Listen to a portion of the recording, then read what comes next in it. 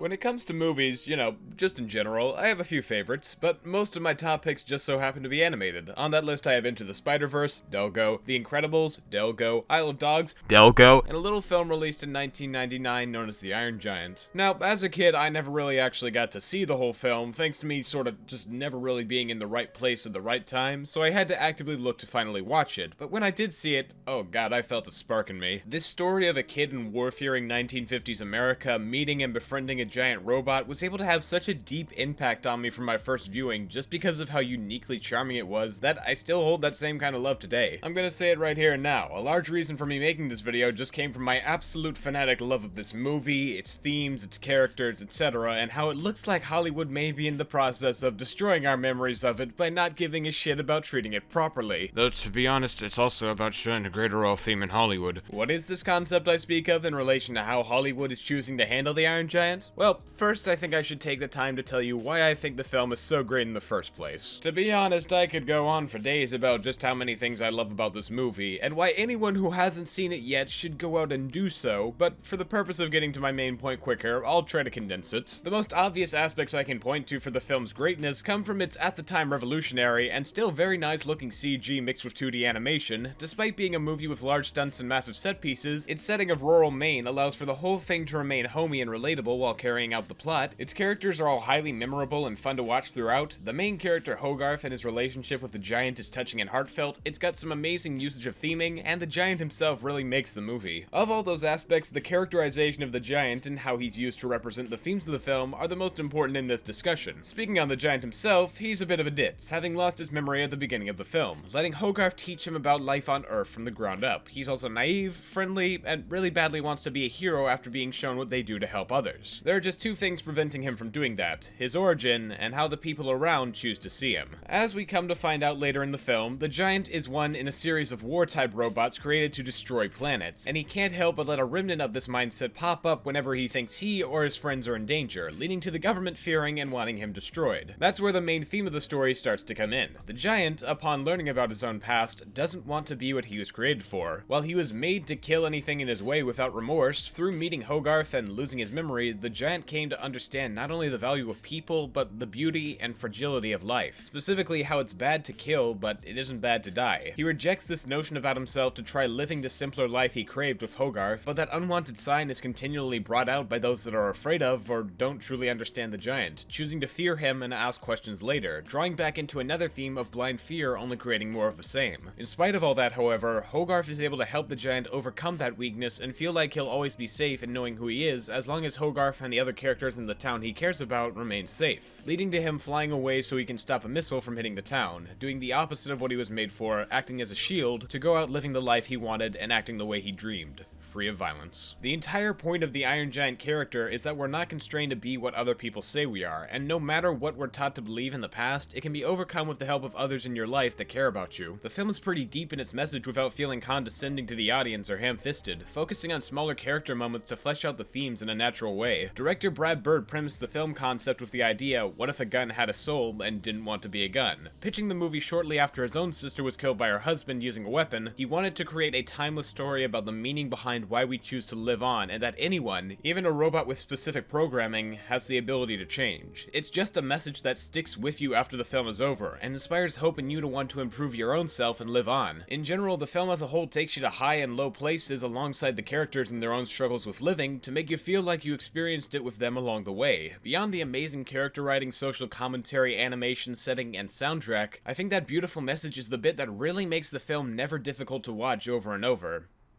Now let's talk about how Hollywood is beating all of that into the ground in an attempt to appeal to the audiences that connected with that very story. Recently, Hollywood, more specifically Warner Brothers, the company responsible for the Iron Giant, has come to understand the potential it has for appealing to larger audiences of fans after so much time. So in accordance with that, they've been placing it in more of their movies, and from what I've seen so far, it's not looking good. In fact, I'd say that it's leading to the possibility of a trend with the character I really do not want to see. So let's go over them and why I think they're bad. First, I'll just just get the most recent appearance out of the way, Space Jam 2. In an already highly saturated film for using beloved properties, the Iron Giant is shown in the trailer briefly and is mentioned within. So far, I can't gouge whether or not the character does anything that would go against the themes of the original story, but considering how the film is marketed, I'm worried it might do as was done for the film Ready Player One. For those that don't know, Ready Player One is a film adaptation of a book about people going to a pop culture-infused cyberspace called the Oasis to play and escape from real life. Then there's a chosen player type that wants to finish the big challenge of the game before the big evil corporation does, yada yada. It's a decent enough popcorn thriller on the surface. Some references are better used than others, but as a whole, the movie is just fine. However, one thing that did get my eye was the usage of the Iron Giant to fight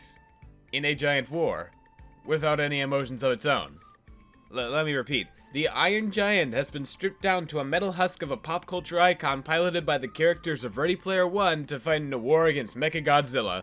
It kinda misses the mark so hard that it actually hurts. Look, I'm all for different interpretations of a character and whatnot, but when you take a character that's entire purpose was going against what it was told to do, that being fighting, and wanting to live on for itself rather than the demands others placed on it, and you have it fight in a war as an empty shell for the fight, being destroyed in the process, you kinda look like a bit of a brain-dead idiot that doesn't understand the source material, or even actively wants to, shit on it. And when it's done for the express purpose of being used for marketing alongside many other pop culture references, you can tell the people who decided to put it in were only really thinking about the money-making potential. But just stop, this isn't an adaptation. You shouldn't blame Warner Brothers and Hollywood for something the original author stated. I mean, yeah, that's true. Too bad the Iron Giant wasn't in the original book. It was actually Ultraman in the original fight, but they couldn't get him because of rights issues. So they could have picked literally any large robot whatsoever to act in the fight, yet they chose Iron Giant. How does that make any logical sense whatsoever? But just stop. That's not the real Iron Giant. That's just a playing piece for a game.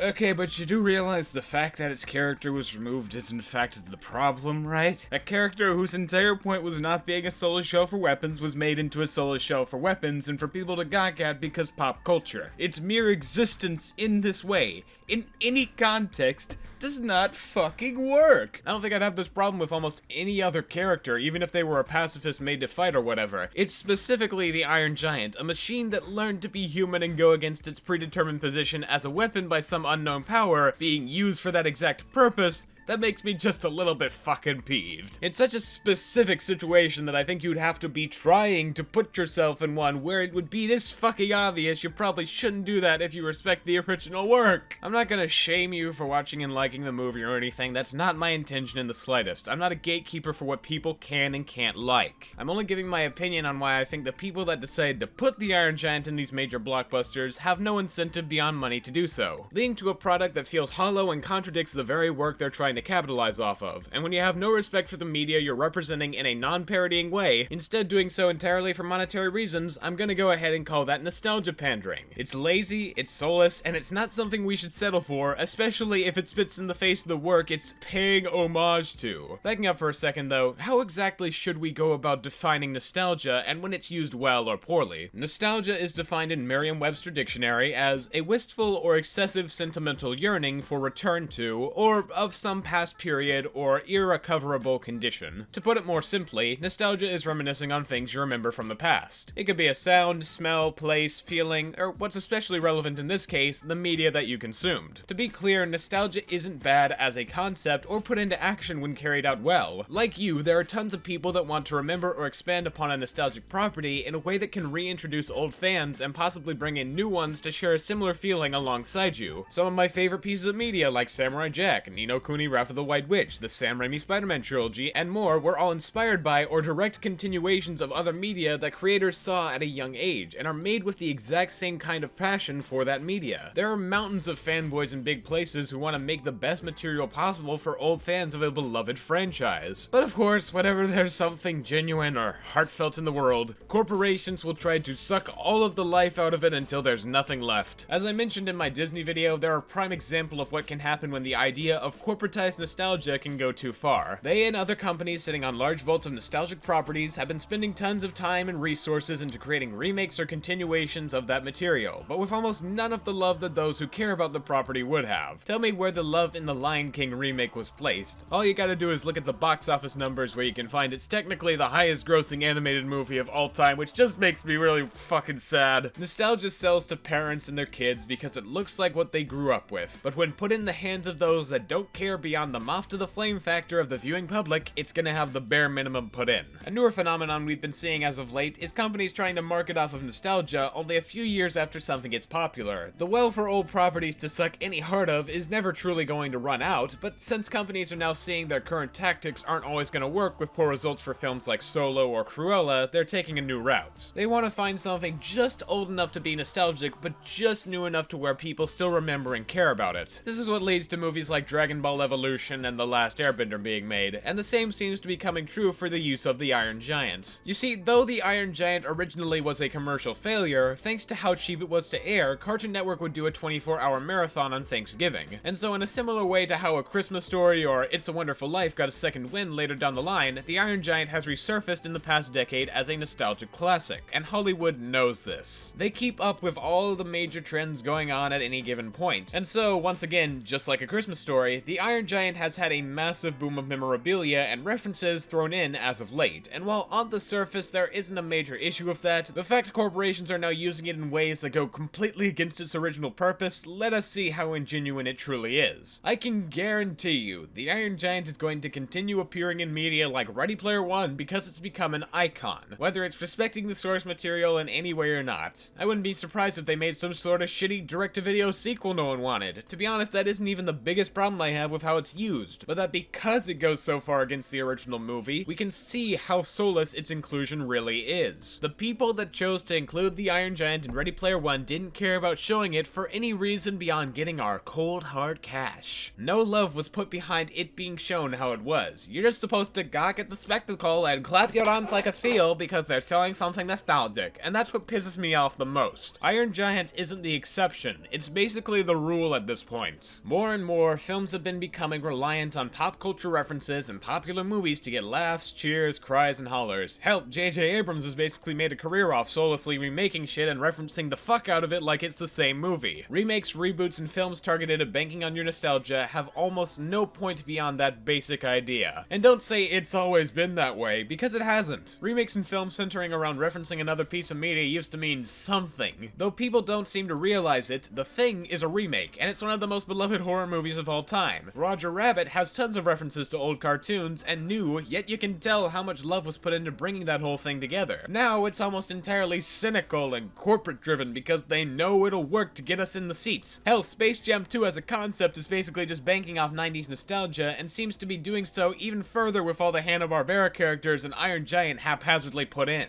I'm so sick of this going down the assembly line, look it's the thing you like type bullshit that keeps being pumped out because that's what the public keeps falling for when it's obvious they don't give a shit what they're doing. I've seen this kind of referencing shit in remake business done respectfully, or at least in a funny way in the current age as well. Jay and Silent Bob reboot is a good example of both being used simultaneously. It understands its source material, is able to reference it, but also has a point to why it's being made and adds on in a creative way. Plus it has jokes relating to media which you can tell were written from a place of love rather than for no reason other than getting cash. My point is watch Jay and Silent Bob reboot, it's a good movie. But beyond that, when it comes to media we once loved being used again, we should ask more from the people creating it. The entire point of this rant isn't just about the Iron Giant's usage in media, but how it reflects the greater culture around that type of creation and how it's negatively affecting our movie-going experience. The more we bend over backwards and tell major companies what a good job they did, soullessly rehashing a beloved property to do the exact opposite of its source material, the more likely it'll become worse and more frequent. We've basically taken the formula from all of Disney's shitty DVD sequels and brought it to the mainstream. Iron Giant is a good example because of how obviously the usage goes against the themes and core principles of the original movie, and it can be used to demonstrate how far companies might go if they know the money is in it. If we keep letting them do it, we're only gonna get worse and worse down the rabbit hole. Ultimately, what I'm saying from all of this is to try and think critically about the media you consume and how it's reused by others. Is it from a place of love where they like the media just as much as you do and want to share it in some way that feels earnest in direct reference or parody? Or are they doing it to bring you and your children into the movie theater?